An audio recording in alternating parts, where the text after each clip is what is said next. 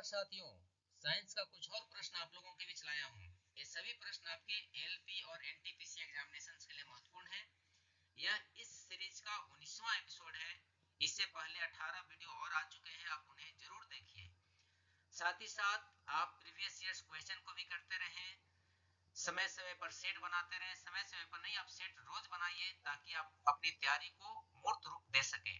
अगला प्रश्न शुरू करें हम लोग। प्रश्न कहता है, पहाड़ों पर कभी कभी व्यक्तियों के नाक एवं मुंह से खून निकलने लगता है।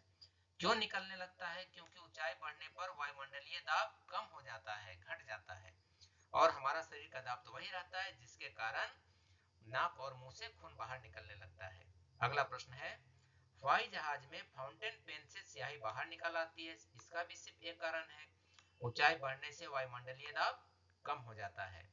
अगला प्रश्न है, पृथ्वी का द्रव्यमान वही रहे, ठीक है, त्रिज्या 1% कम कर दिया जाए, बढ़िया, तब जी का मान कितना कम हो जाएगा?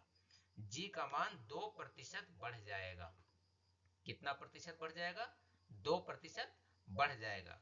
अगला प्रश्न देखें, ऊंचाई की जगहों पर पानी 100 डिग्री सेल्सियस के नीचे उबलने लगता है, मतलब उसका बॉइलिंग पॉइंट या उबलने वाला तापमान कम हो जाता है, क्योंकि वायुमंडलीय दाब ऊंचाई पर कम हो जाता है, जिसके कारण जो उसका बॉइलिंग पॉइंट होता है वो घट जाता है।